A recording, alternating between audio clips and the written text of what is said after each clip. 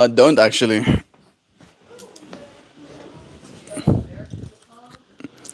It sounds familiar when you say it like that, but let's see how long it takes her to figure out that I'm live. You look nice. Yeah, It's okay. I think you look cute. I haven't seen you in that before. No minute since I've worn it. I did hit my live button. Oh no. I was recording you singing for a sec. Oh And I no. was saying, I wonder how long it's gonna take me to Oh finish. no.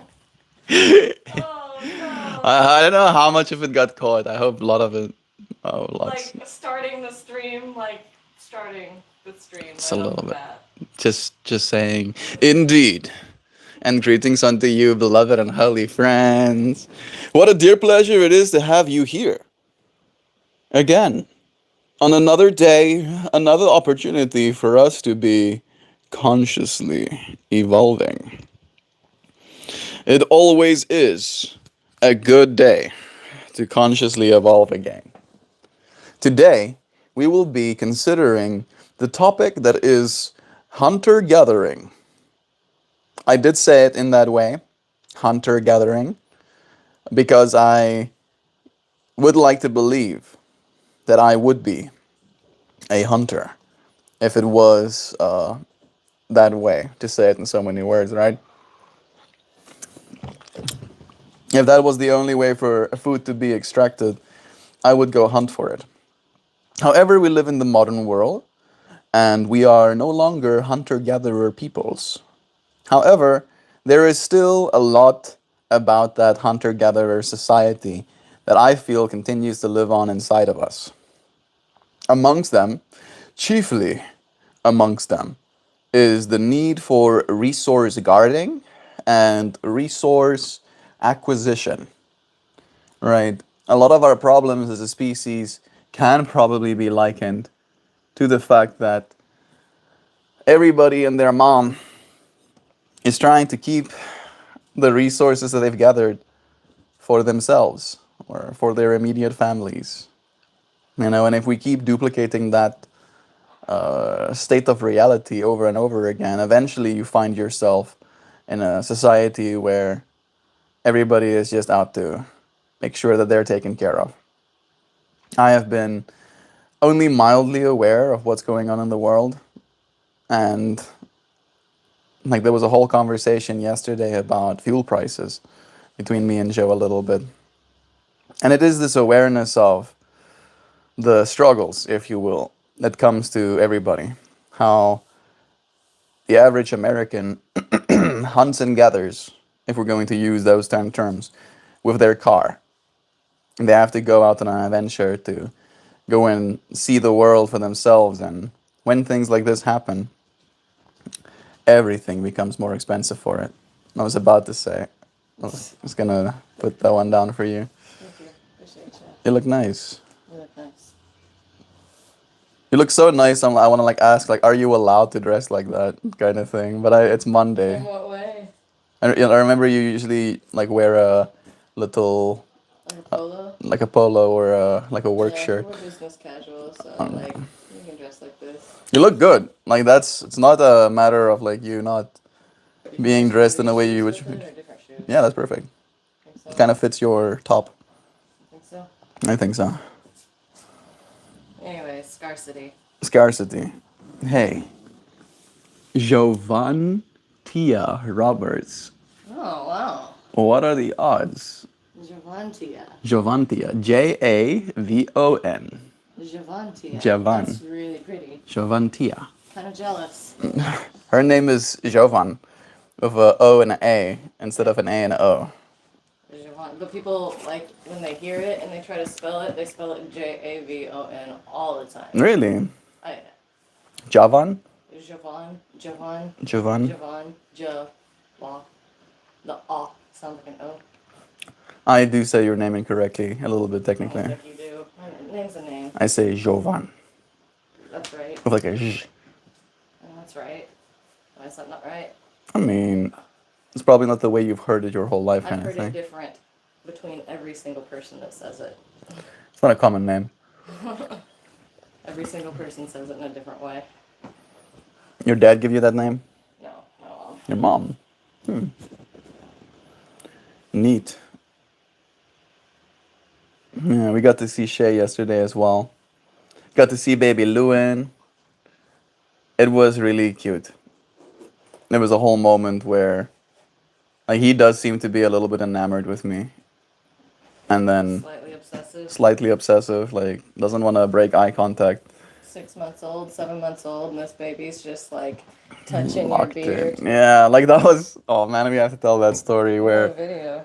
you do. I don't know if you have a video of him touching his own little face. Do Not, you? not his own face, but I sent it to you last night. I sent it to my family as well. Did you? Yeah, it was super cute. But it was just this cute video of little baby in my arms, being held like this, and then he like reaches out and he touches my beard, and like He's just like smiling. he's smiling. It's like what? He's not looking away. Like there's nothing that can draw his attention away from your face. Yeah, just like locked in, like feeling my beard hairs, and then after he feels it, he goes touches his own little face. Touches his own little face, feels it smooth, reaches out to touch my face again. Like he's a 6 to 7 month old baby. Like I want to believe that there's nothing going on in his little head yet, but I'm not so convinced. Little guy's a cute little smart guy. He's a smart little kid. And he's happy. I mean, So like, happy. he doesn't cry. Like Is babies. happy? Like I mean, he was technically crying when we just got there And the moment he saw your face, because he was smiled. being given medicine. Like he was getting some medicine and he was like. And then we walk inside literally as Shay is giving him medicine, and she's like, "Oh my goodness, it looks like I'm torturing my poor baby," kind of thing. And then as soon as the medicine situation's over and he sees us, he's just like, "Yeah, this is good. This is fine." Smiling, happy to be around, happy to chillax with us. Ready to be picked up. Joe got to pick him up first. He would not stop looking at me. Like I picked him up, She takes him from Shay. and he like pushes away from me 180 to like Look at me. you. Like, what's happening here? Like you were just 100% of his focus the whole time. Yeah, we're trying to figure out what it is. Might be my hair, might be the way I dress. He did seem to like the beard. Maybe you got a friendly face. You got kind eyes. I get kind eyes. You do have kind eyes. That's nice. Yeah, and then was there another cute moment that happened? Oh yeah, when I held him and put him down on a place where he can stand, he would do this like happy dance. Where he's just like, "Hey Kate, good morning to you too, friend. It's nice having you here with us. How's life treating you? Let's see all the friends. It is a boy. We got Cowboy Life joining us too. There ain't no telling. Hunter gathering. Are we talking about why we civilization? I'm talking about more why civilization comes with caveats. I think that's like my real shtick. That's the real thing that I want to talk about. Because there does seem to be some caveats, right? Yes, we have civilization. Yes, we have done a fairly good job at gathering resources. However, as soon as we reach the extremes of a society, right, especially one that has, if not hundreds of millions, billions of people to consider, billions and billions of people to consider, it suddenly becomes a little bit more, I want to almost like use the word amplified, right? Where in a microcosm, a single cell expressing a signal, right?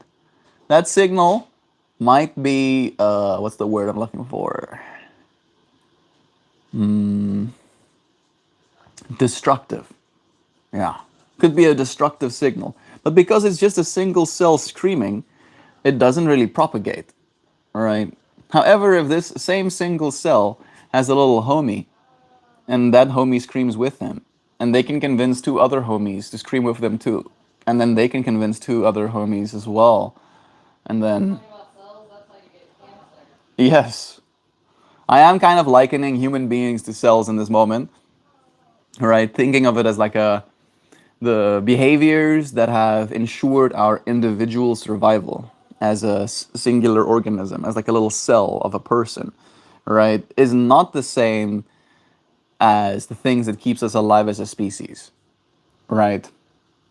And there are a bunch of moral quandaries, right? Things to consider, like what is and isn't moral, the greater good, the sacrifice, the casualties, the like again, like how do you justify anything really? And again, I think we justify anything by reducing in a way ourselves to our baser instincts. All right, the parts of us that's hunter gatherers, the parts of us that doesn't really know anything other than resource extraction or resource gathering, right? With usually, at least, the express intent of survival. So I'm feeling into that. Yesterday, I felt this sense of like the hunter gatherer in me was satisfied. We got some groceries again yesterday, so our fridge has stuff that can be eaten. And it is stark to realize that things are differently priced in America, like way different, right? Like, and I feel like it's also a double whammy of living in a country now that has a whole different currency, so the conversion rates are completely whack for me. It's layers of extraction. Like we have separated ourselves, so many degrees of separation. Starboy Knight is here. Way Truth Life. Love to you. Thank you for joining us too. Sam says, Yo, why are your views going down?" Sometimes that happens, Hendrik. That's not Hendrik. Hendrikus is your naam. Views. Yeah. Views, the way you're trying to spell it is with an I. VIE. Right? Am I wrong? Views? No, that doesn't sound right either. There we go. Yes, that is the right word. Views. Because it's Tristan. I know it's Tristan. I know. I do know it's Tristan. You use your dad's account. This is the Hendrikus one, right? I know Tristan. And sometimes I think that's just how it is. Like yesterday, we had a really big day, for example, Tristan, where YouTube pushed our stream a little bit further. And we got like 2,100 people in a single live stream. And today, I'd be lucky if I get 200, right? And then if I get 200 for the next 3 days, then YouTube might do 800 or 1,000 again, right? Like technically, where I'm from South Africa, the algorithm that I existed within had me have a certain amount of views, right? Pretty consecutively. I could consistently see my bar, right? And I would rarely go above the average of amount of views that I could expect. And then since I came to America, my average got reset to like here, right? But it doesn't want to now in that bar spike me out too far, right? Because if I go too far, then it's gonna be a whole thing. It's gonna be a matter of, I think again, they want people to grow organically, right? And they almost like test the waters kind of thing. And they see how popular your content is. And I'm more than willing to admit as well, Tristan, that my content is definitely niche. The content that I'm trying to create here is still a little bit, I feel, not undefined, but sometimes hard to encapsulate in only so much time. Hi there, Zoe. Tristan is saying hi to Zoe. She says hello. Get Tristan. I just put Zoe away. She did. He's being a good burb. Yeah, I'm sad that your views are going down. I'm not. Right? That's the part of, I think that's the hardest part of being a YouTuber. Who says that? Tristan. It's like we're having a slow day in chat today. And Are he's your like, views going down? not relatively, What about- just momentarily. Some days are up and some days are down. Yeah, and it's again like I'm in the band. Once you start going outside, I'm sure to like, I think, you know, have more to look at than like this chair. You want to see more than this chair? Selfish. So needy. How much more does one need than a cool chair? Look at Zhao's cool outfit. Hi there, Zoe. Zoe says hi. It says one person, just you and I. That shit is a scam. It says 0 people right now. Not Yeah, even in it. it says 0 people. Again, maybe what I could do is like exit out and come back again. And then it's live again. Jabo je mławklam.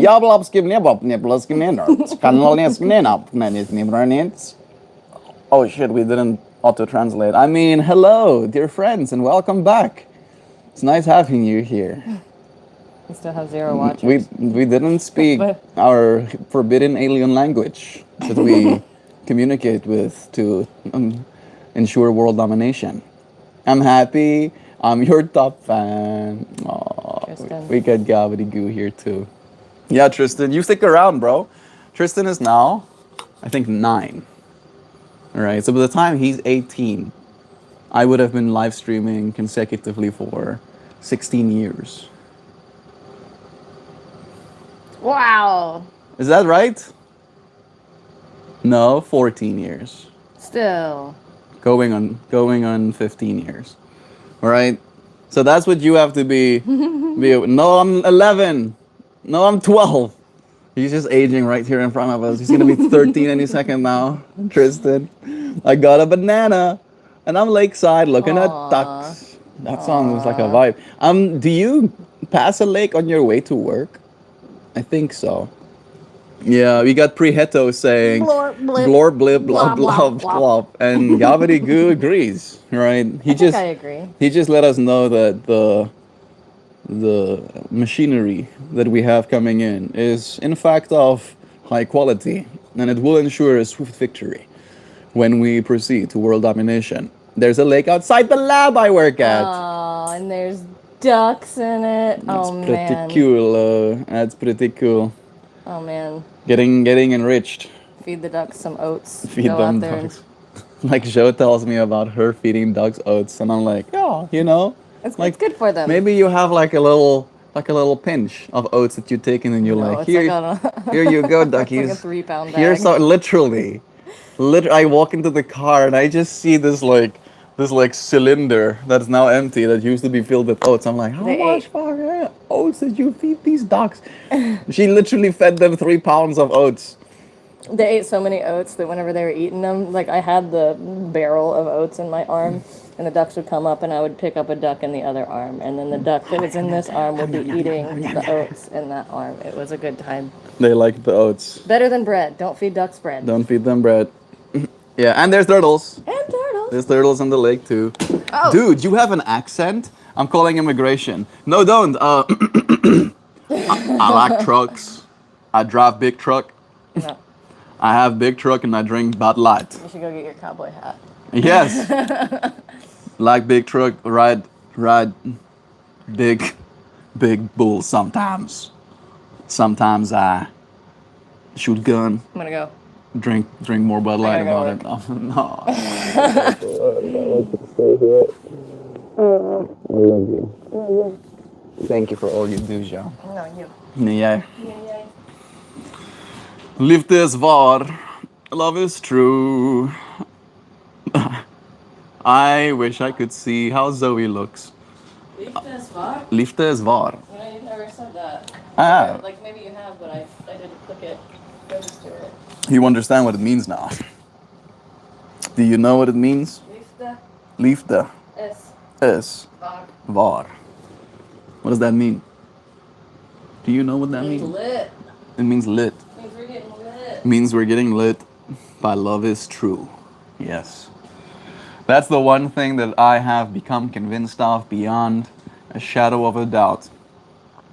Is that if nothing else is true in this world, at least love has been. Right? I've been loved. You've been loved.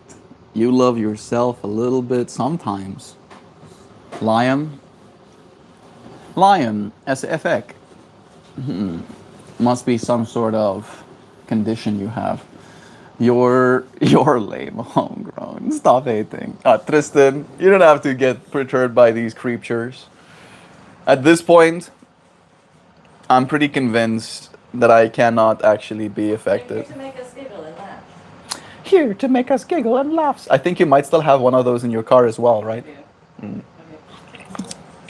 Jo is going as a Euro to her office space. She bought the office treats. Isn't that nice?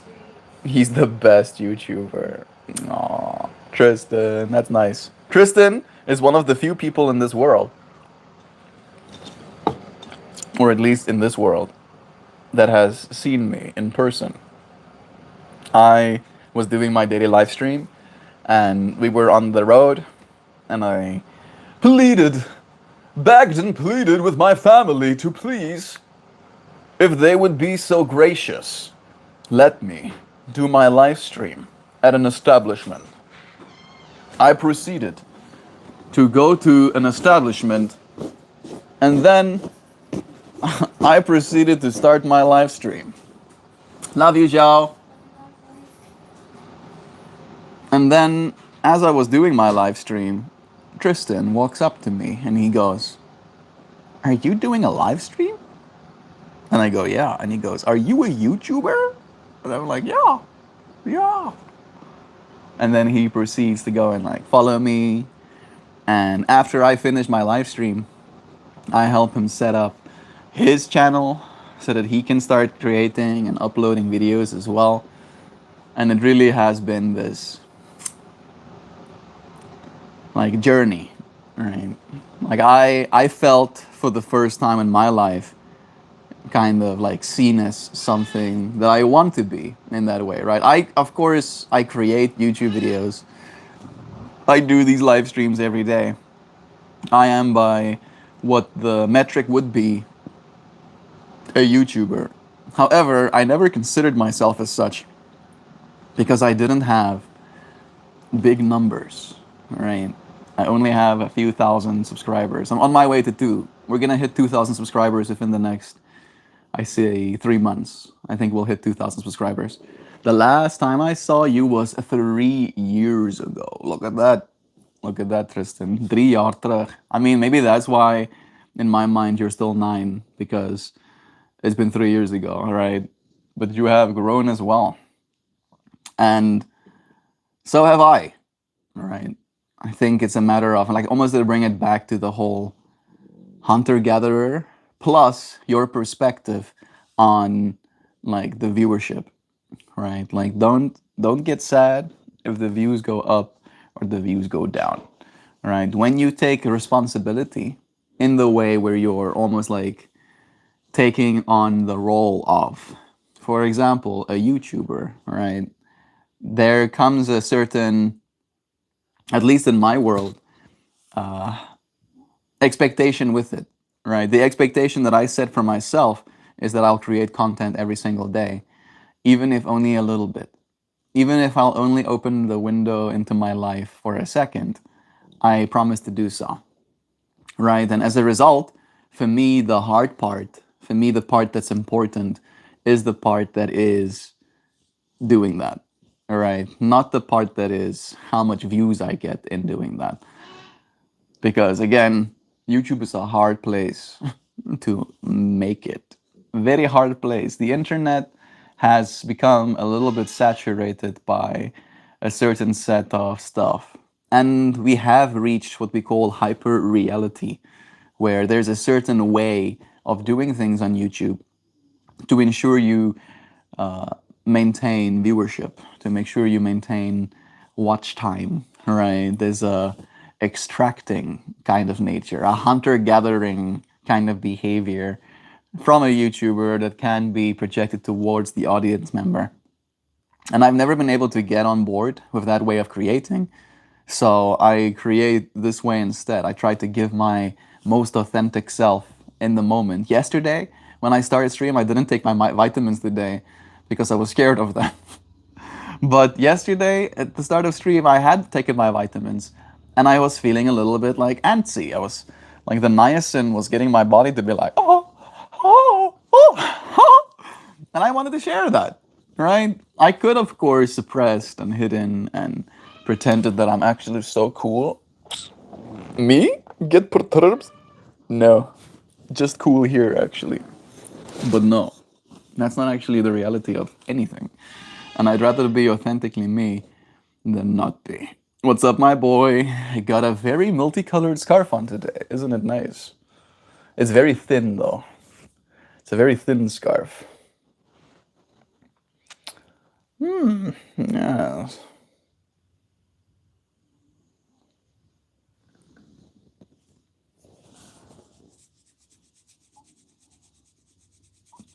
And I usually feel some sort of way about making flowers of this scarf as well. It's like the colors end up being darker than I want them to be sometimes, but I have like light shirt with it, so I think it will balance well. Got broccoli? Oh yeah, all the broccoli, bro. The last time, true, do a magic trick. I don't know any magic tricks actually, TBH. No, I do. It's not really a magic trick, but I did show it to some kids.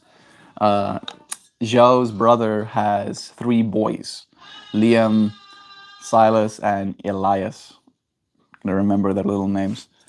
And Silas is like trying to get me to show him something or something. Like he was like also like the kind of do a trick. And I go, I'll do a trick. Have you ever seen this? And I go like and this. And like I go this. And then he's like, how did you do that? And then he like proceeds to try and get his hands to do it too. And he can't get it. But I was like, yeah. He has never seen something like that before. I was the first person to show him that. And it made me feel very unked. I was like, this is how you know you're unk. You start showing kids. You start doing one of those. Why is this thumb looking so red? I mean, why is the rest of my finger? Why does magic have to be a trick? I can make you disappear. Does that count? I'm munching on Doritos and watching your stream. I haven't had Doritos in at least 3 months now. It's true. I've had a bunch of tortilla chips since coming to the States, though. I have big old corns. I hate those types of vids. They are inappropriate in Minecraft. And those vids that are really stupid and says your brain is shrinking, like the hell you mean. Maybe you, but not me.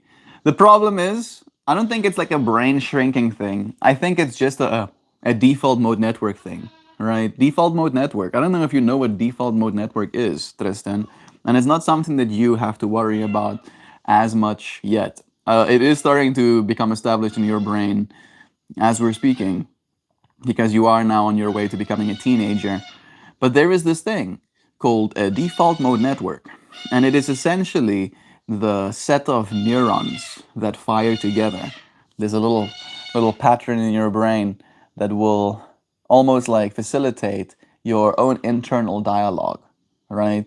If you tell yourself the same kind of things day after day after day, eventually it wouldn't even be something you have to consciously do anymore. It'll just happen automatically. That is what default mode network is, right? And that default mode network can be very detrimental in some ways. And if you extend that into like excessive media consumption, when you watch videos that in so many words are brain damage, right? Like there's nothing of substance. You're just watching something to keep yourself distracted until you can watch the next thing that will keep you distracted as well. You're, I feel, hijacking your brain, and you're also almost like training your default mode network either to be completely dissociative. In other words, like you're not giving yourself the ability to process information properly, process your day, process what it is you're going through. right? Because you're constantly in this distracted state.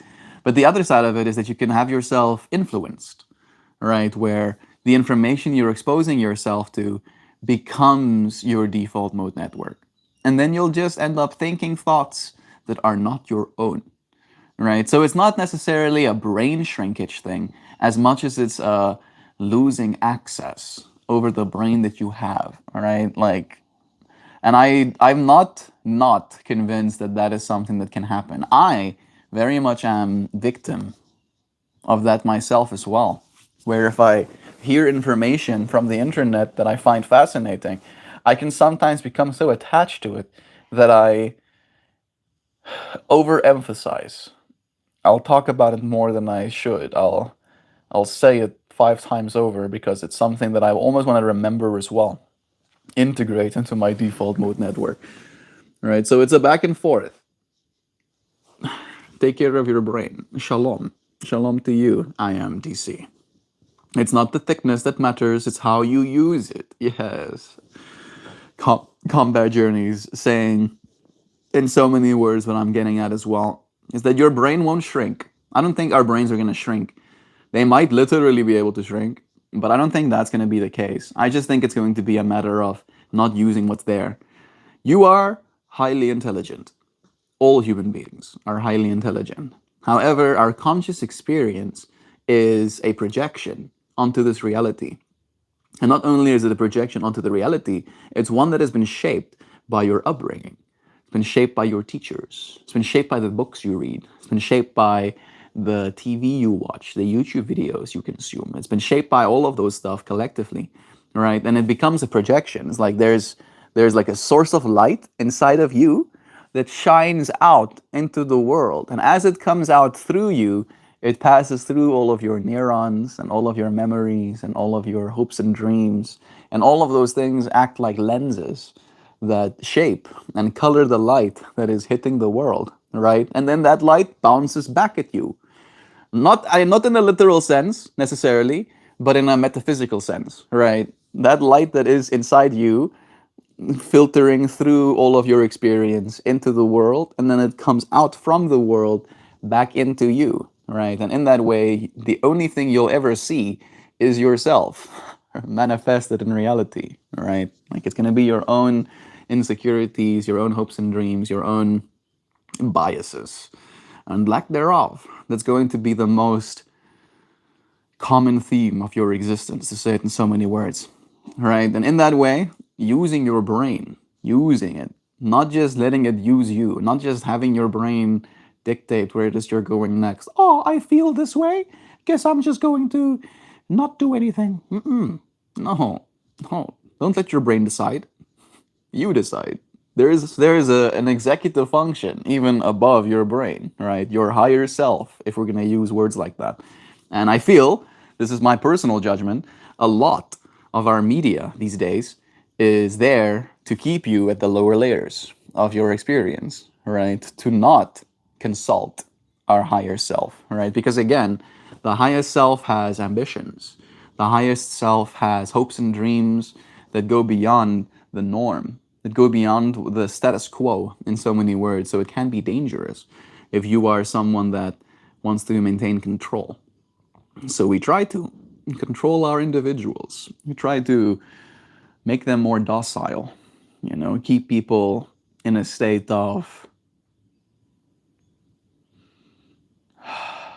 there's a specific word that I'm looking for,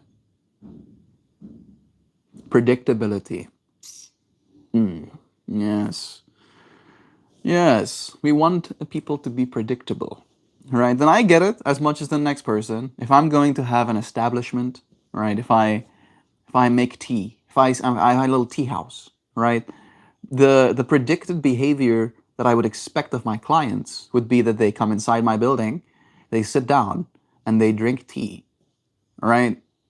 And again, from a society's perspective, the fact that we have trained people to behave appropriately when they're in an establishment is what is to be expected. However, if I take that exact example and instead of selling tea, I sell alcohol, now suddenly my expectations change.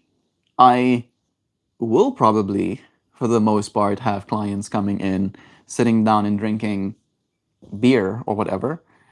But there's also now the potential of there being a fight. There's also now the potential of them being loud and rowdy and screaming. There's the potential of them getting on my tables, right? And in that way, I feel like there is a sense of control that we are trying to maintain as a species, and we appreciate that there is a predictability in the behaviors of those around us.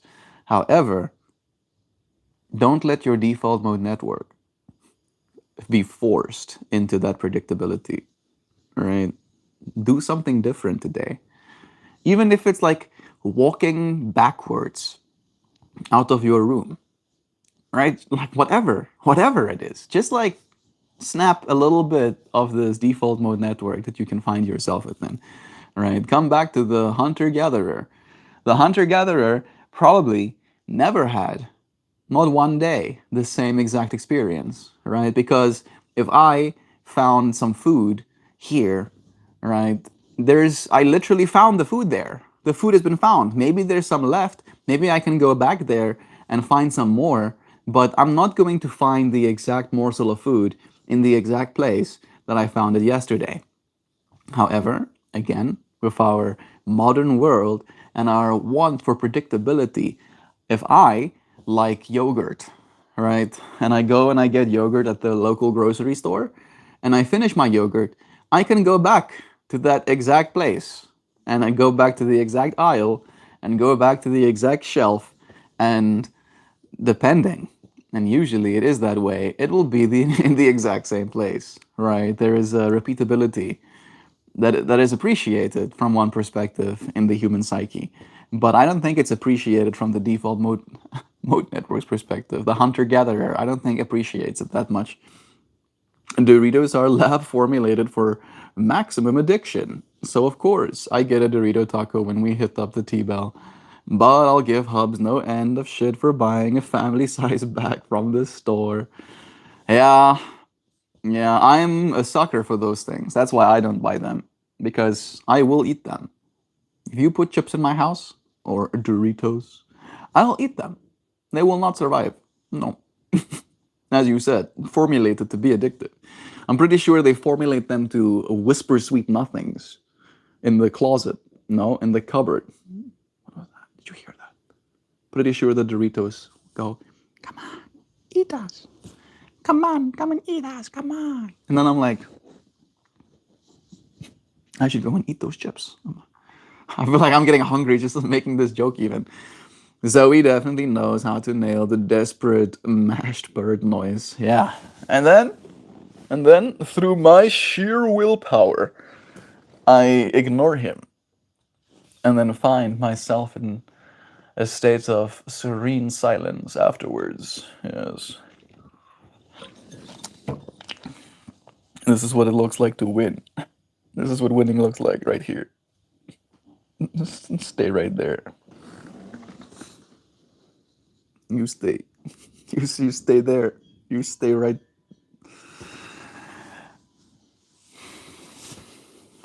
There's no winning. There's no winning technically. There's just conceding.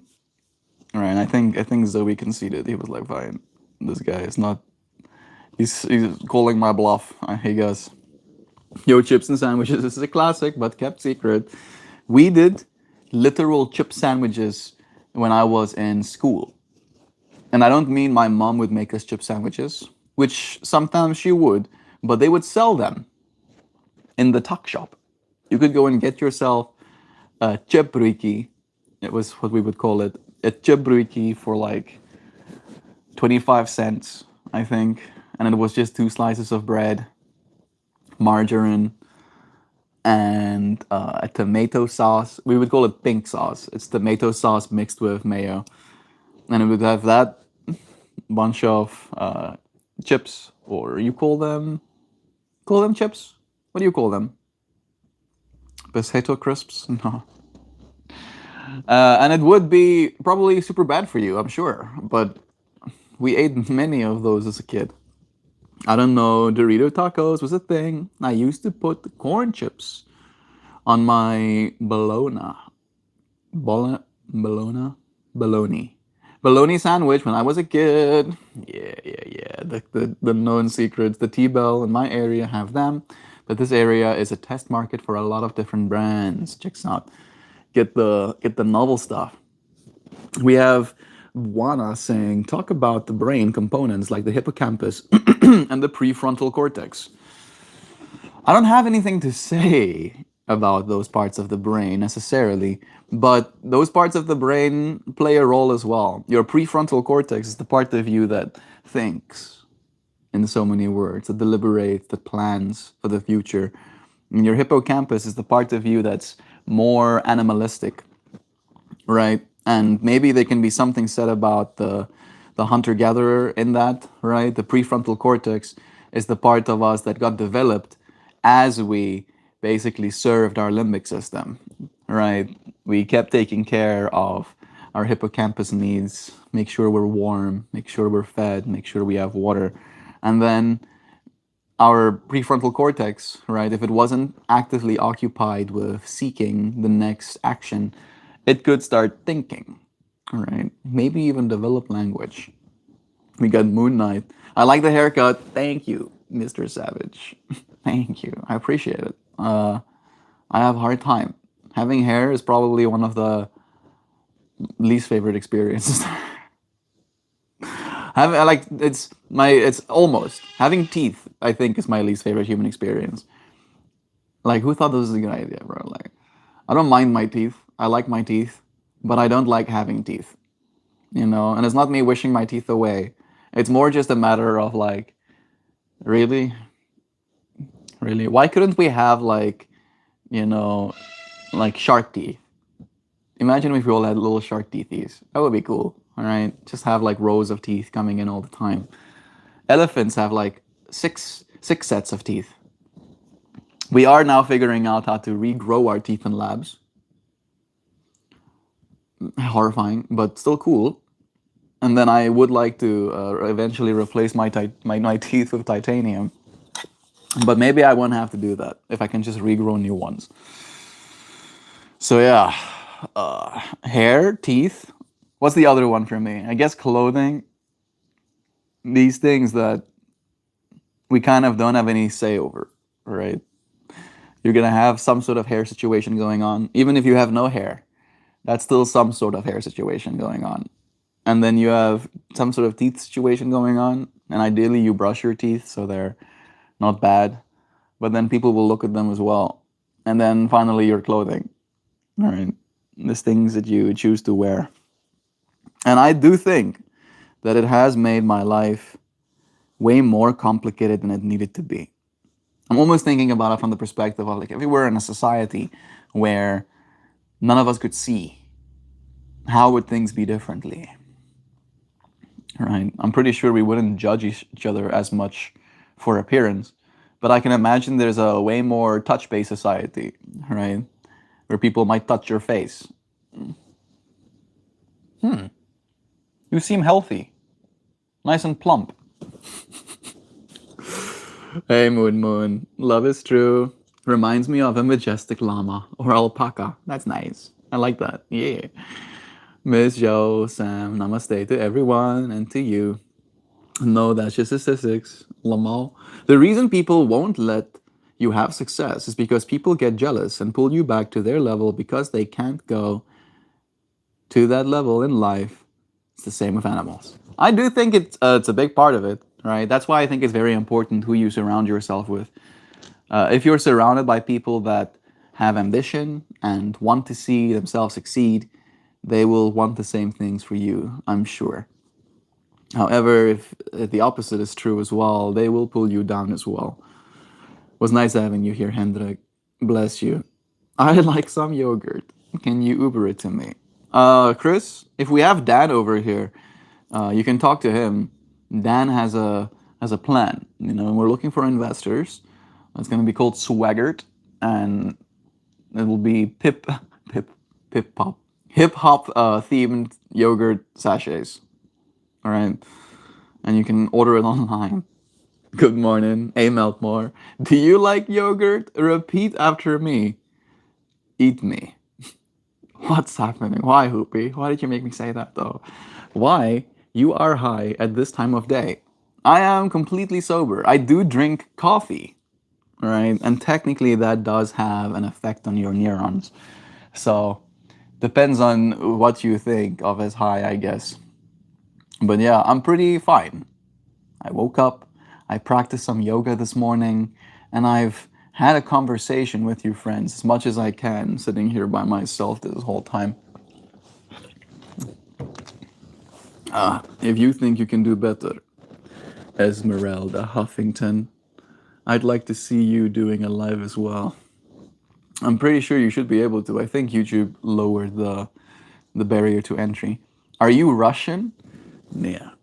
Ek is nie 'n Rus nie. Ek is 'n Suid-Afrikaner. Ek kom van Suid-Afrika af. Daar waar die boere lewe. Are we trying to group summon Dan? I think we have to use the brand name to make it work. Everybody say a collective swaggart. Let's say it in bated breath. Swaggart, swaggart, swaggart, swaggart. That joke was so hungry it ate your live stream, friend. You don't owe anyone any piece of your life, truth, or well-being. Like, just relax. Let it come. Okay, why my comment got deleted? I don't know if you sent another one, but I got to see those. Hoopty hoops. I don't owe anybody anything. I think this is something I'll agree with. This is something I'll agree with. Hoopty hoops. But I made a promise. You know, I made a promise. I made a promise that I'll show up, right? Because again, that's the only thing that I have control over. And it is something I do in this live stream. I'll admit that much. But it is also something that I try to do in my life, right? And it's almost like a matter of living in a certain way. And living in that way also begets me doing one of these live streams. So there's no sense of obligation, I guess. Maybe there's some sense of obligation. Fine. Fine, you got me. But there's no sense of dread in meeting this obligation, right? It doesn't feel like a job to me. It feels like I'm doing what I'm supposed to be doing, if that makes sense. I don't know if you friends have had that experience as well, where you'll just wake up and you'll have this motivation to get something done, right? Maybe you want to cut the grass or wash the dishes, add your thing here. And then there has been this resistance in you to just get it done. And then when you're in the act of doing it, sometimes you'll gain this sense of satisfaction, right? This deep, deep rightness to your actions of like, yeah, this is what I should be doing. This is what I want to be doing right now. That's the quality that these streams bring me. Not always. Sometimes I'll get like a quality of like, what's happening? What's happening? Is this what's happening right now? And then sometimes I'll finish it a little bit earlier. But as long as I stay, I want to be here. This I can promise. Two, one of mine just got heated yesterday. The algorithm is sensitive AF these days. I have already self-censored myself a couple of times today. Like I didn't change any settings. I hope you friends know that from my side. And no settings was changed.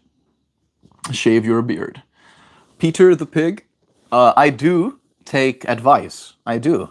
You know, you can tell me how to cut my hair, how to style it, how short you want my beard to be. However, you have to give me something. Come, give me. You give me.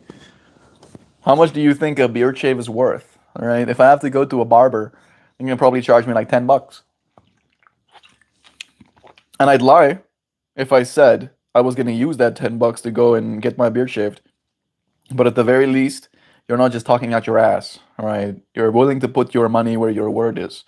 And then maybe I'll take you seriously. I'll be like, oh, maybe this guy really does want me to shave my beard.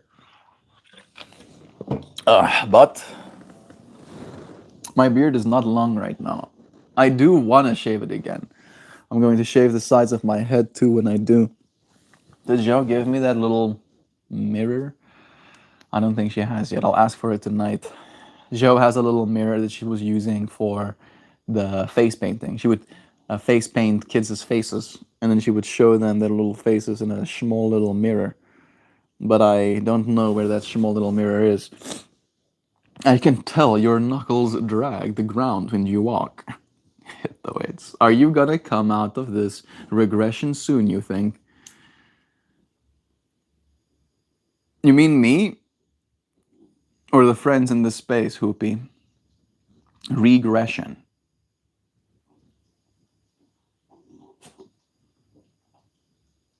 I'm willing to let that one air out. Maybe you can tell me what it is you mean. I'm trying to remember or identify specifically in my mind what regression means. Hello, Trey. Thank you. Appreciate your nuanced and deep input to this space. I'll say it can, you understand, angry, animalistic screeching.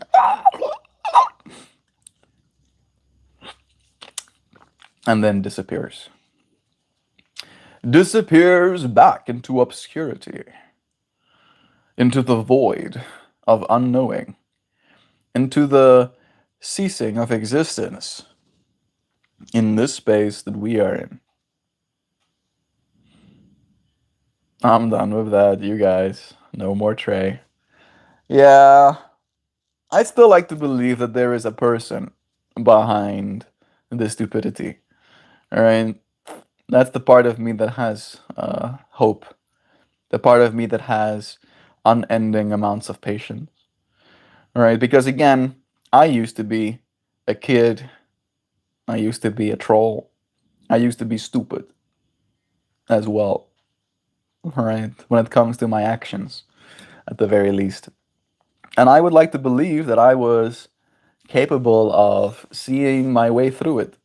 All right, Silas, Joe's little cousin, little nephew. That's right. He makes me think a lot about myself, right, at that age. And I was very disliked by my immediate family at that age as well. And he can be a little bit challenging. There we go. Right. But I'm not going to hold him accountable in that way. I'm not going to be like, yeah, you're going to be a bad person forever because you can be a bad person sometimes. So that's what it is about for me. It's like I would like to believe that every single person is capable of being better, right? I'd like to believe that. And I don't know how to facilitate people becoming better other than just giving them the space to, right? Giving them the time, giving them the grace, giving them the benefit of the doubt. We can all use a little bit more of that. It's still like to believe that there's a person behind the stupidity, and the person's prowess protrudes so severely that they can use their own forehead as shade from the side. That's kind of funny. That's really funny. What are we talking about? Black hole something kid seeing his way through it? I was asking you actually, Hoopy, specifically you, what you meant. If it was directed at me, or if it was directed at the screeching kid when you asked, are you gonna come out of this regression soon, you think? Maybe you are talking to Trey. That could check out. It is a little bit regressive to say the same thing over and over again every day. I hear you say it's about forever with you. Do you mean the future? Are you really trying to plan for forever? I am trying to, really, hoopty hoops. It might be one of those things that's futile, right? Like, how can I, in a moment, right, in this transient moment that we find ourselves within, possibly plan for something that is everything, all right? That is the forever, as you said, that is the future. as it sprawls out into infinite existence. The way I plan for it is the same way I started 1,915 days ago, hoopty hoops, by deciding, by making a decisive decision that something will be so. Commitment is the deliberate decision that something will be so. I've made the deliberate decision to ensure that I'll show up forever, right? That's a decision that I've made. It's a commitment that I set my heart to. And it is insane, like literally crazy. I'm willing to admit that much, hoopty hoops, right? So that part I'm not kind of unaware of. However, I think existence itself is crazy. I think the fact that we eat food and drink water and then sleep and then have to like exercise and brush our teeth and comb our hair and put oils and creams on our skins and cut our nails and put clothing on our bodies. All of that's crazy. Like, what the fuck? Who thought this is a good idea? I asked that a lot. Who thought? Who thought this was a good idea? All right. Clearly we did. Clearly we're continuing this existence. However, if I am going to have to do this crazy shiznit, I might as well be crazy about it, right? And do it for a reason. Do it with a certain flavor. Do it with a certain zanashakwa. I don't know what, but it's a something, right? A conscious evolution, maybe, if we're going to use the terms that we like. And it is going to be forever, right? Love is going to be true forever, I believe. I believe it's going to be today, forever. All right? It's going to be right now, forever. There's no getting out of this, right? So with that in mind, with this forever sprawling out in front of me, in this instance that I exist within, what am I going to do about that?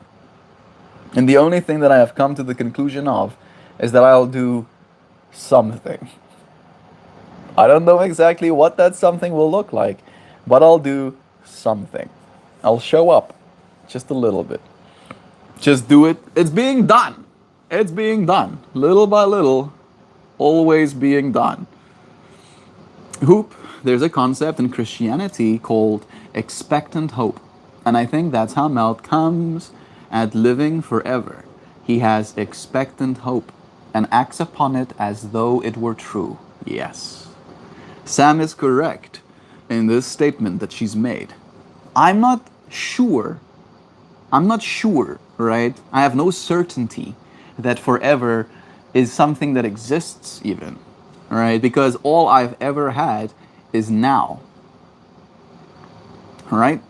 However, as Sam says, with the expectant hope that I manifest and cultivate in my heart, I live as though it were true, right? And it doesn't mean that I hide away from potential pain or discomfort or the ability, maybe ability is the wrong word, the possibility of dying, right? I'll go out into nature. I'll go and look over big railings. I'll get in a car. I'll ride a vehicle with only one wheel. Not because I want to die, but because I want to live. Right? Right? I have an expectant hope that this version of me does not die. Ever. Alright? And for as long as I live, it's true. And I kind of take a certain joy in interacting with reality through that lens. Right? It's like innocent until proven guilty kind of thing. Right? And I've got all of the innocence right here. Was stray the whole time? That lets you know that is faith in actions, folk. Yeah. As an aside, Melt Prime should be proud of you. Clearly something stuck. Yeah, the important things. Like, I do believe that a lot of my dad's teachings, if we're going to use that word, right? Like, a lot of the Christian upbringing that I had as a child definitely does influence my being, right? Like, I am definitely the way I am because of the influences that I've had growing up, right? But I saw that there was this, let's call it expectant hope, to use that same word. That expectant hope was getting saved.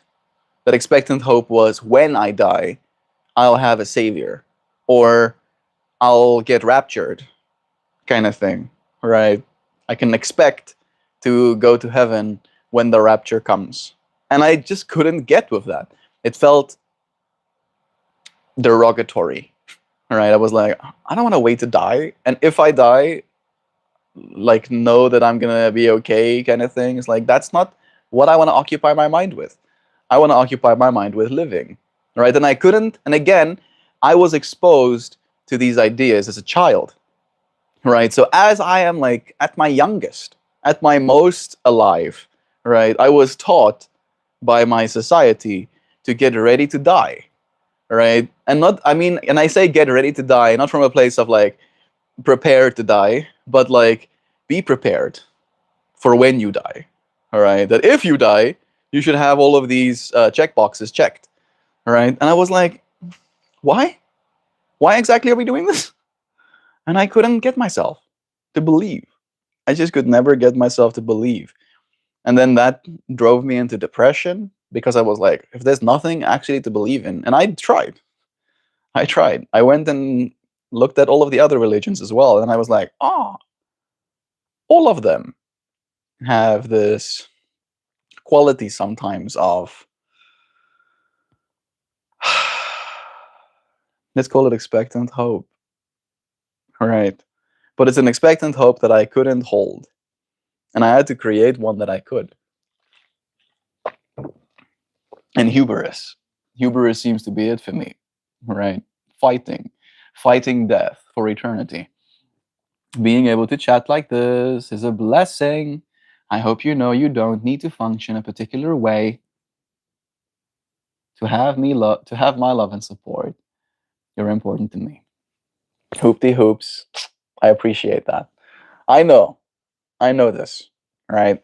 And I feel like we definitely find ourselves as a community, at least in some way, and maybe I'm projecting, on the spectrum, right? And we know now, if you've listened to the telepathy tapes, for example, that there is this collective consciousness that we exist within, right? And then if you are very deep into that collective consciousness, you can be so in tune where you can be amongst those consciousnesses and you can have conversations with them. However, I think I was late to the party or too early to the party. I think I was too early to the party, right? Where I didn't get hit as hard necessarily by the changes, but still enough to understand that there was something different about me as a child. I did not get along well with my siblings or my peers. There was something wrong with me.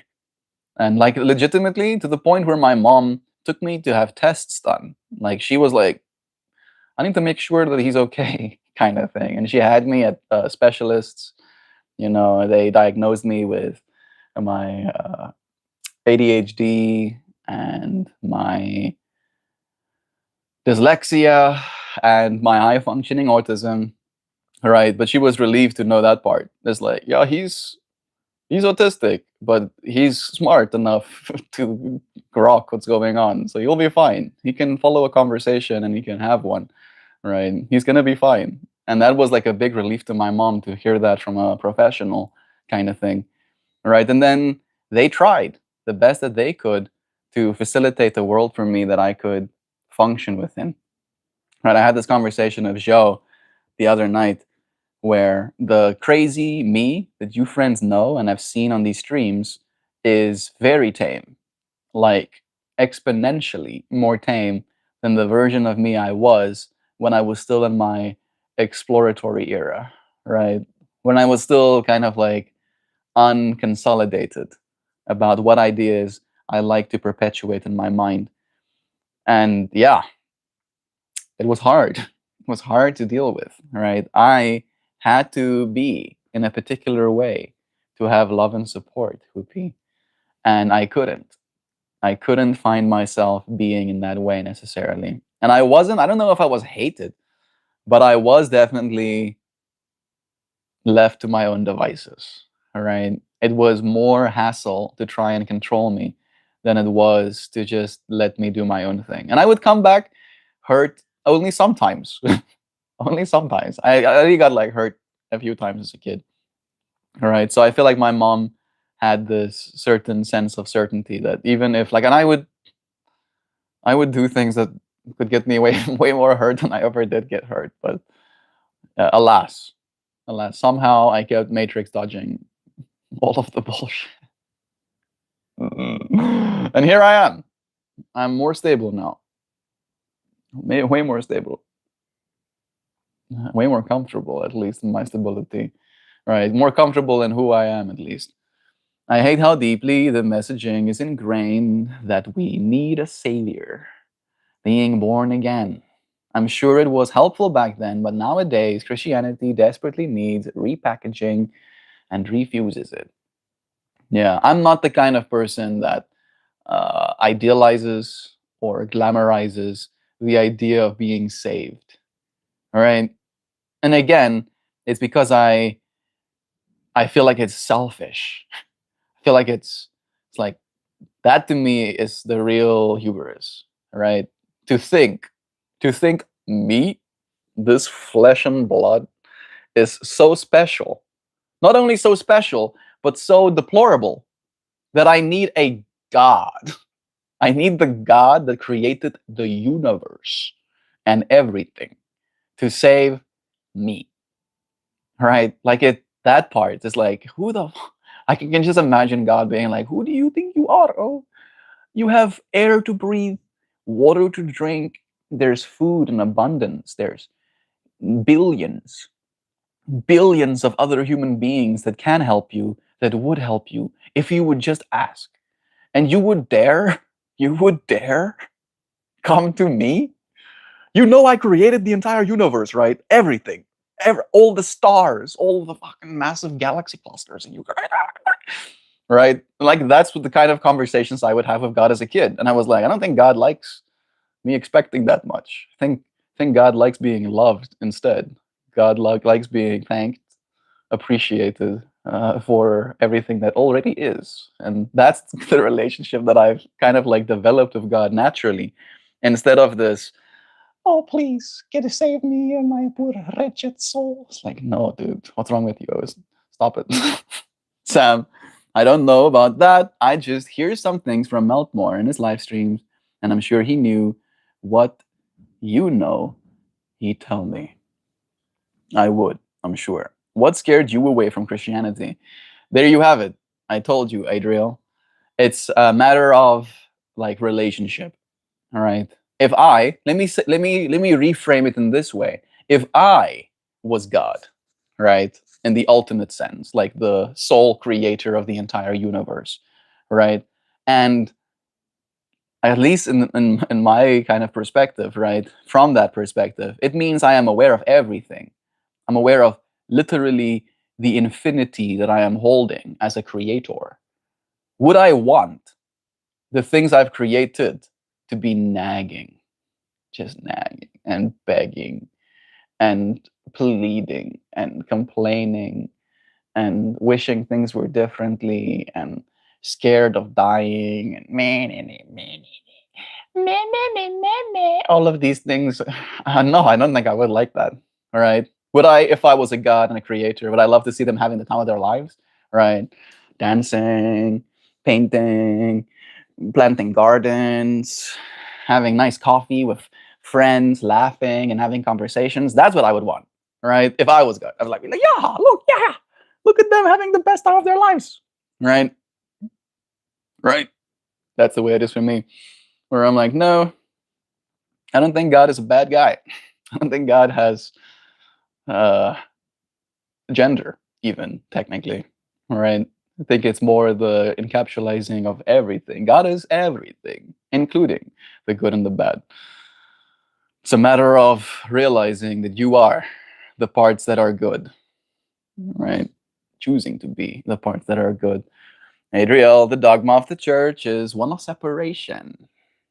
That is something a lot of people in this group reject. Yeah. There is no separation, is something that you'll hear me say, right? And what that means is not that there is no separate space between you and me. It's this understanding that we are a part of a collective whole, right? That we are on a planet in that way, right? And if I was separate from the planet, I would not have air to breathe and I would die, right? In the ultimate sense, I am not separate, right? Because there is this co-creation between me and planet, right? So I'm not separate in that way. And then there is the God element of it, right? Where if there is a higher creator, if there is a certain energy breathed into our existence, right? That energy is the thing animating me, right? That is the energy that I move with, the energy that I think with, the energy that I speak with. And if that energy was separated from me, if God was somewhere there and I was somewhere here, then I would just go, just drop dead, right? Like a marionette puppet having its strings cut suddenly.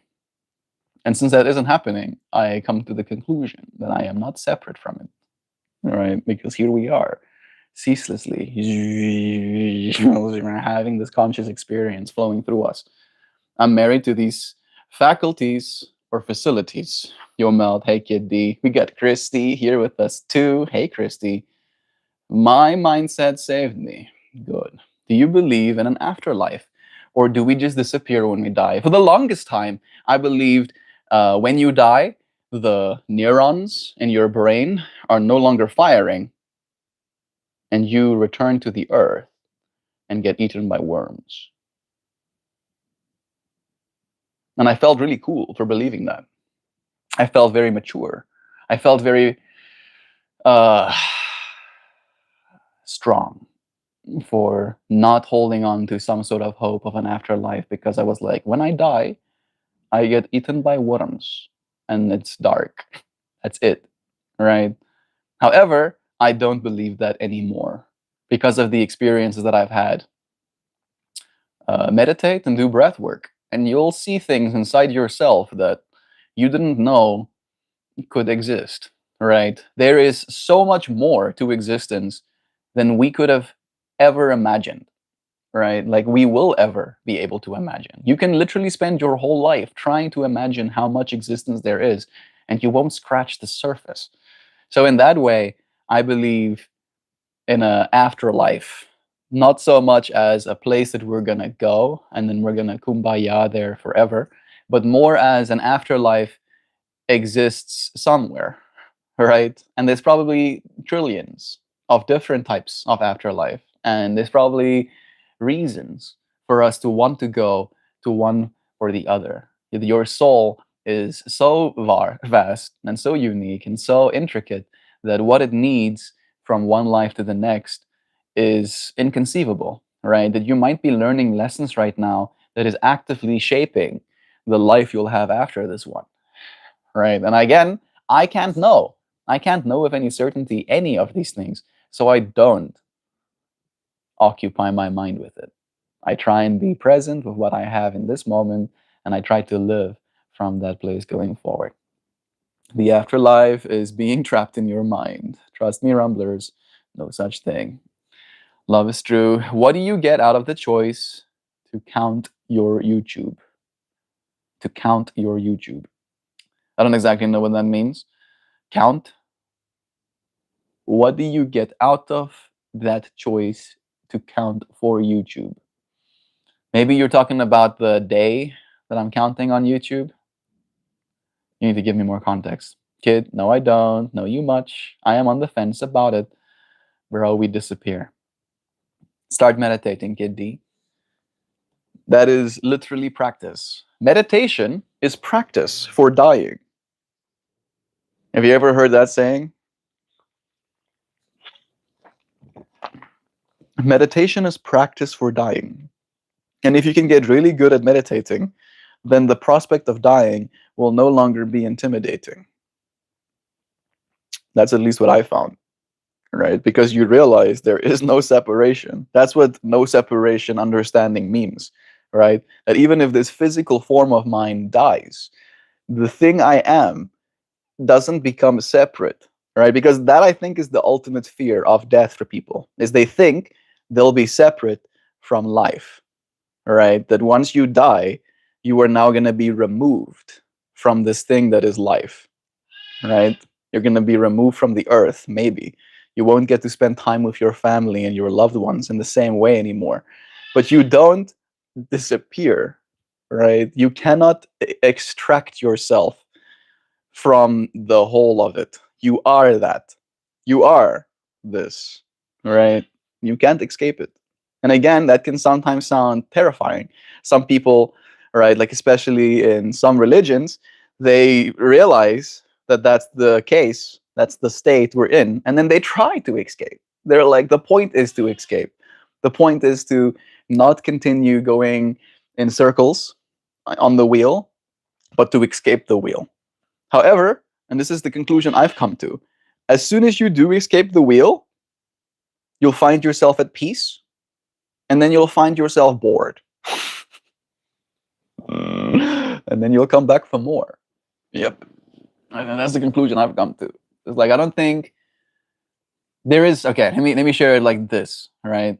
I went into a float tank one time where it's complete sensory deprivation, right? You cover your ears in salt water, you float in salt water that is controlled to be your body temperature, and then they put you in a box, right? A coffin, essentially, all right, filled with water that is pitch black dark, all right? And then you just meditate in that space. My session was an hour long, and I did my breathwork exercises, but I had to take shallower breaths because taking too big breaths was bouncing me on the water.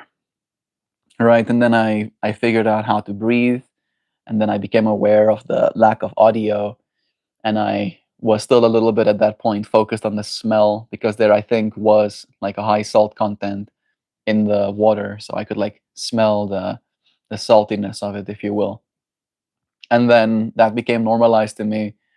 And it's like I got sucked into like a wormhole, right? It's like I was like there, floating in the water, and then suddenly, just zoop, my entire consciousness got pulled out of my body, and I was at the bottom, if you will, of that hole, all right, deep dark hole, and my consciousness felt itself almost like pocketed in that hole at the bottom of the universe, all right, and it was dark again, like dark in a way that I almost can't stress, right? Like sometimes we can look out into space and when we think that's dark, right, then we'll see like a little star there and here, right?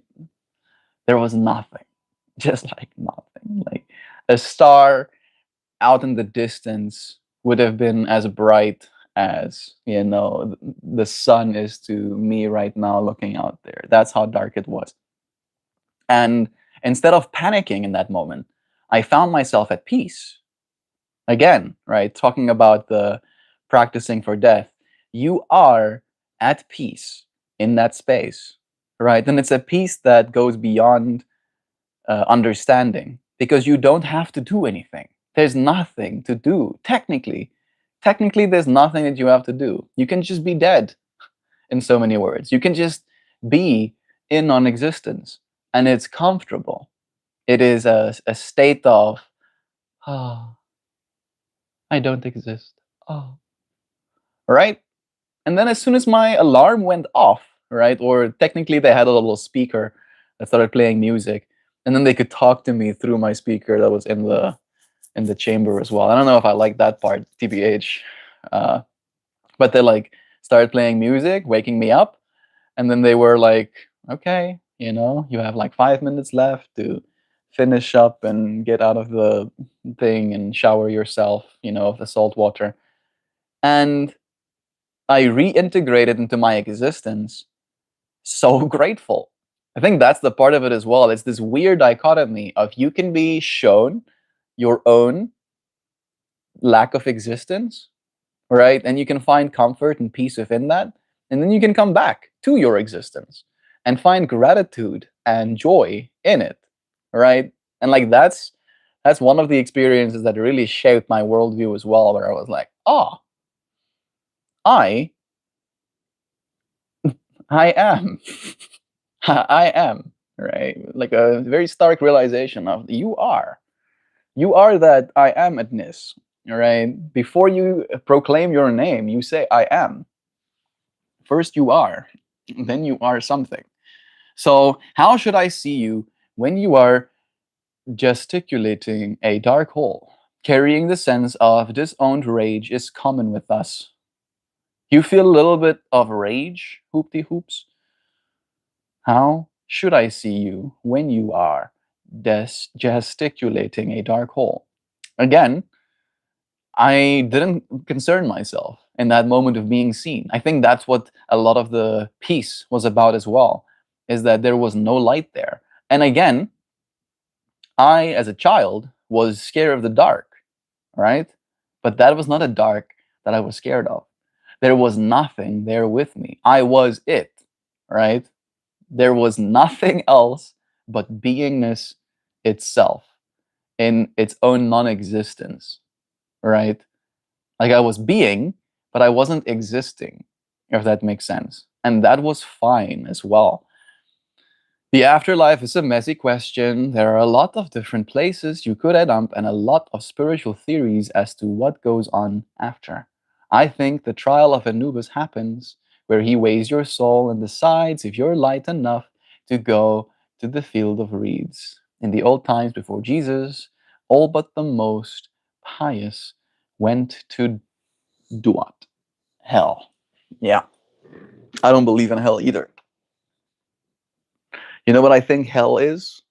Hell is the conception, or maybe conviction is a better word, of your own separation. Right? And as a result, hell is here for you to experience as well. As soon as you start really believing that you are separate, who said hell is other people? There you go, Nancy. Hell can be other people, right? When other people are so deplorable or mean, hateful, unkind, that you feel a complete sense of lack of connection, a complete disconnect to the point where separation becomes something you become convinced of. That's hell. That's hell. I've had hellish experiences on earth many a times. And the most hellish experience is animosity, right? Hatred between ones that you're supposed to love. Some philosopher, but I don't remember who. Hell is here for you to experience as well. Yes, I too have been to waiting rooms. Love yourself. Love yourself.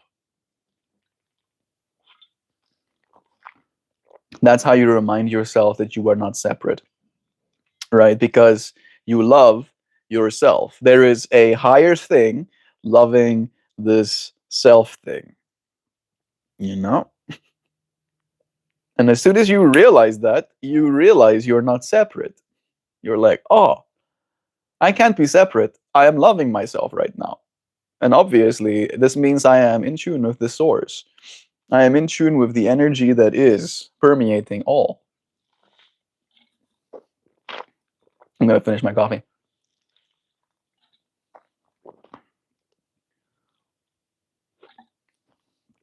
It's burning. It's burning me. Oh my goodness. To bring it all back to the stream topic, you can choose to not behave like a primate, or you can choose to live in the woods with the other animals. Hunter gatherers. Yeah. Yeah. And no matter what you choose, you will not be separate. In fact, some people that choose to go and self isolate, live in the woods of other animals, those people sometimes feel even more connected to reality and the existence that they're in, right? Even though they might be completely disconnected from other human beings, they do not feel disconnected from being. I have to self my love before it can love me back. Yep. Sometimes it's like that. It's a good thing that you're aware of it and that you're showing up. BSF, welcome, and thank you for joining us as well, dear friend. I don't want to be one person. I don't want to be one person with the Mountain Dew bottle collectors, though. Melt. I'm confused. Mountain Dew bottle collectors, like people that collect Mountain Dew bottles. Oh, are you talking about them pissing in bottles? Unfortunately, unfortunately, that's kind of where the separation thing comes in, right? Because that's an ego. That's an ego thing, right? The ego doesn't want to be associated with the Mountain Dew bottle collector. However, in the ultimate sense, the I am consciousness is one, right? Looking through a bunch of different eyes, seeing the same thing.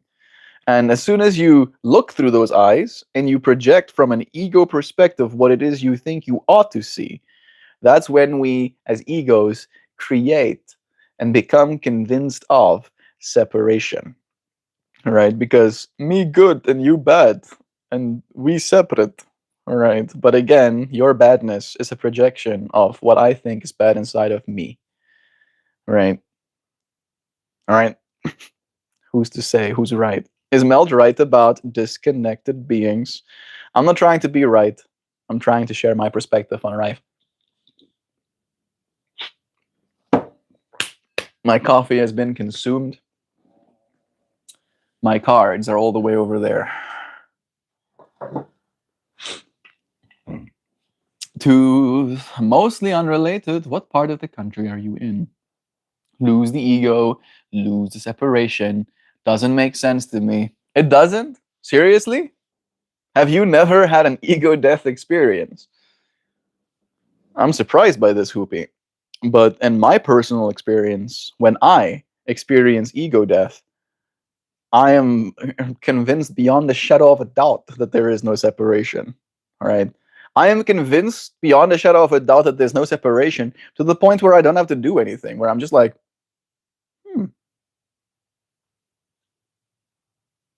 everything is. And so am I, as everything. Being the isness. You know what I mean, Hoopties? You can't separate yourself, bro. But your ego will try. Your ego's job, literally, is to convince you that you are separate. That's its job. That's what it does. Because again, in believing you are separate, you can feed your own face. In believing you are separate, you can wash your own hair and put clothing on your own body because I have my own little separate self to maintain. All right. I know we were talking about what is. The ego is what insists on being special, Hoop. Well, it's your monkey mind, exactly, Z. It insists on being special, Hoops. It holds itself in distinction to the other animals around it, and thus it is better. Losing the part of the self brings us back into balance. Yeah. Even as a child, I always felt like Louisiana had a distinct vibe. I don't think I've been to Louisiana yet, but it would be nice. Maybe we'll visit Hoopy if he doesn't visit us first. Minding our monkey minds little by little. Part of me wants to play you a little bit of music. I did put on this plus decibel microphone. Let's see if I can calm down our monkey minds just for a moment before I pull out some cards.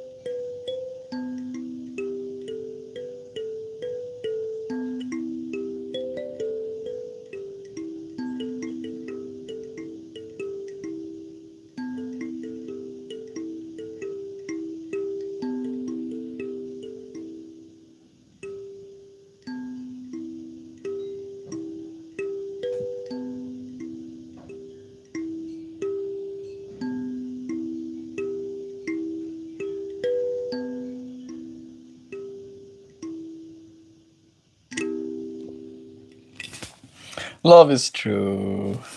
Man, did I just see you say something that's gonna flatter my ego?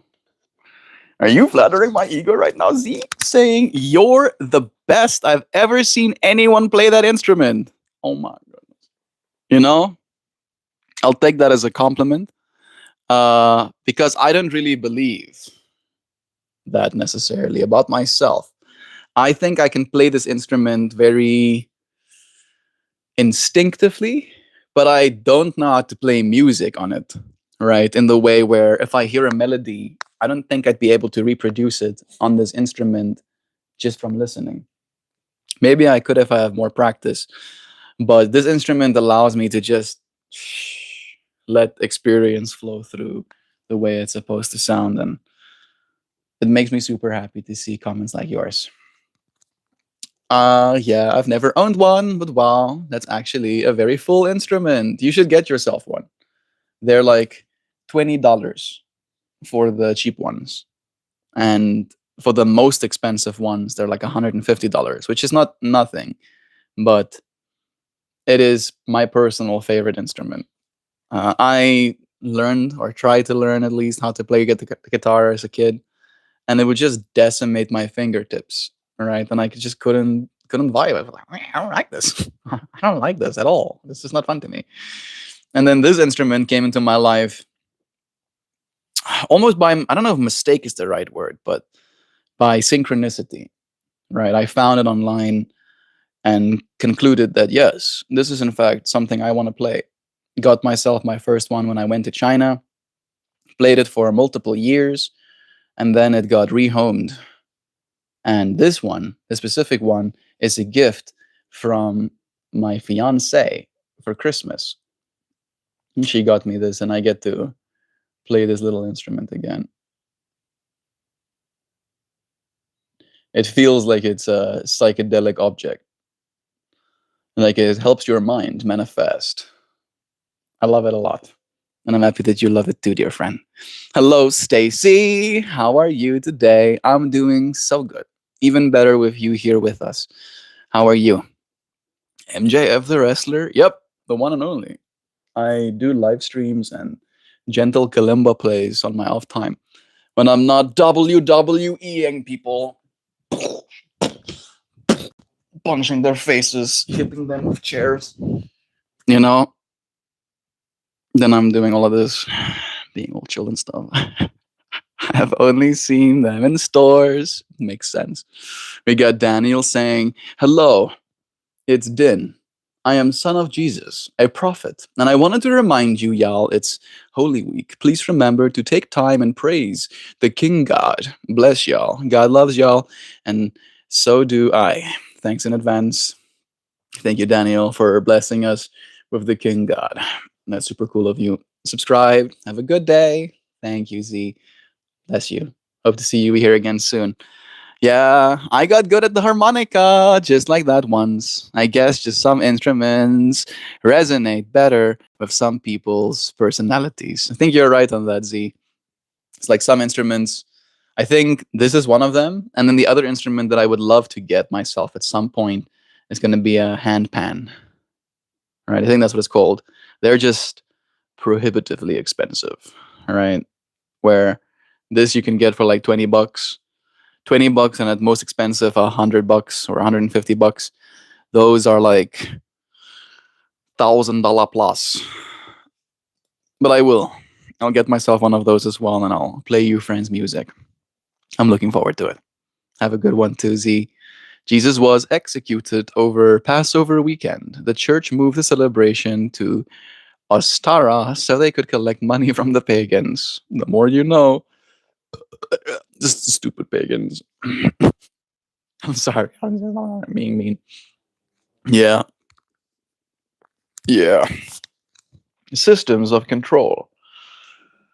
Very sophisticated systems that allow very sophisticated control. Hello and good day, Ebony. Hello and good day to you, dear friend. I'm stretching my legs out a little bit. Oh, they're clicking and clacking. Oh, yeah, right. I'm gonna go get some cards. And I could get some cards, and then I would like for one of you friends to tell me when to stop. And stop I shall. Pull a card and read it for you. Speaking of handpan, I discovered a musician from Kiev. He plays handpan and guitar. He's great at Aiden Sick. Cool name as well. It is cool. It's like music has a certain quality to it that, I don't know, it's like transcendental. It's like it takes you out of it. Especially if you can get into the flow of making music as well. It feels like magic. It's like getting lost. Getting lost. Or maybe getting found. Somewhere in between the beats.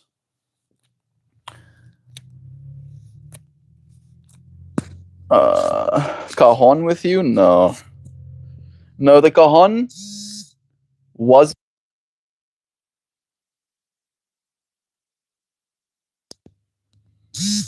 There we go.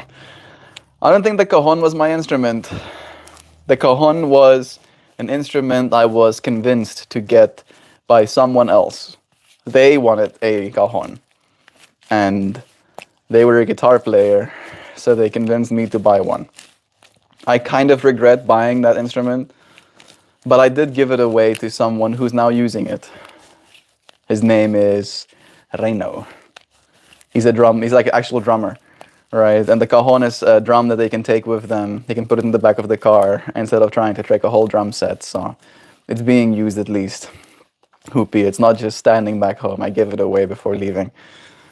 The person appreciated receiving it as well. And they put some of my stickers. I gifted them stickers, and they put my stickers on the cajon. So, yeah. It is being used. Hey, thank you, Kate. Got my stop. We did pull this one relatively recently, but it's still such a good card.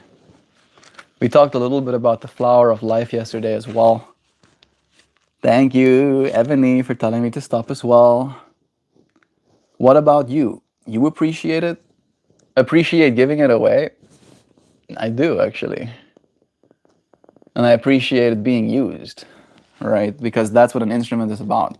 If an instrument is standing in a closet somewhere, what's the point of it, right?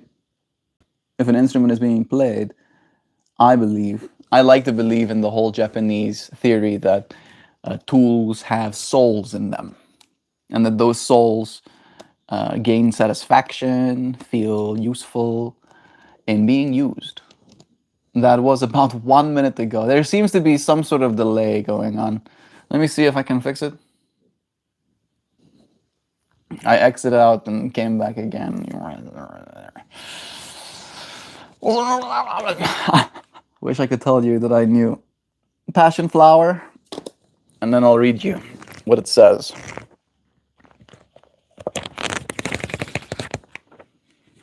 Appreciation and awareness. Embedded within this image is the beautiful configuration known as the flower of life. It is made up of 19 interlocking circles that represent a lattice of pure life force. A brightly colored cardinal, torch ginger, and in the center, a passion flower calls upon you to recognize and appreciate the perfection of nature and the beauty that lies within you. Two hands cradle and dynamically energize this card. This is a prayer of appreciation and a call to awareness. Gaze at the center of this informational pattern.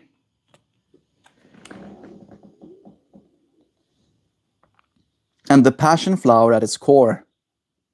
Allow this life force to activate an attribute of appreciation and fill your awareness with exactly what you need to know at this moment. Feel how that recognition affects your body, mind, and spirit.